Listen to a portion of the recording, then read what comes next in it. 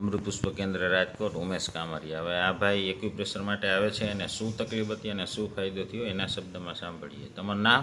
પરસોત્તમભાઈ। ગામ? માવનું ગામ। જિલ્લો?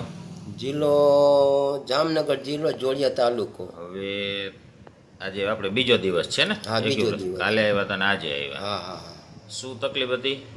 આ પગ છે આખો થાપેથી ને આ દુખતો હતો? હા, દુખતો હતો। લવક લવક હા, થતો? લવક લવક થતો અને હતો। પગના આંગળા ઊંચા નહોતા હા, થતા? પગના આંગળા ડગતા જ નહોતા હા, ટૂંકમાં? ડગતા જ નહોતા। કેટલા સમયથી?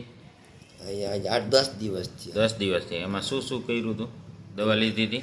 દવા વાંથી ને અમારા ગામડેથી લીધી, હા। અહીંયાથી લીધી, પણ કાંઈ ફેર ન પડ્યો। કાંઈ ફરક ન પડ્યો? ગામડે જ દવા લીધી ને અહીં રાજકોટથી હા લીધી? હા। કાંઈ ફરક ન પડ્યો ને પછી સીધા જ અહીંયા આવ્યા? પછી સીધા અહીંયા તમારા ભાણેજને તકલીફ હતી હા, રેડી થયા એટલે એને કીધું? ભાણેજને પૂછ્યું, એ કીધું તને તકલીફ હતી? તો કીધું ફેર પડી ગયો ને? તો કે હા।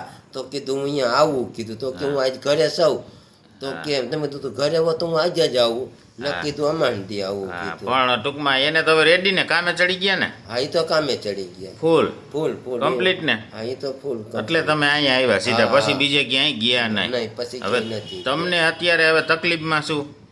બસ તકલીફમાં હવે અત્યારે કાંઈ નથી, બસ જરા જરા આટલામાં જરા જરા કવું હોય, બાકી કેટલો હે કવારો? હવે આટલામાં થોડું થોડું મન ફેર જેવું થોડું મન ફેર જેવું છે ને? બાકી રેડી ને? બાકી રેડી। હવે જોઈ કાલે પાછું શું છે કેવી રીતનું, બરાબર? જય દ્વારકાધીશ।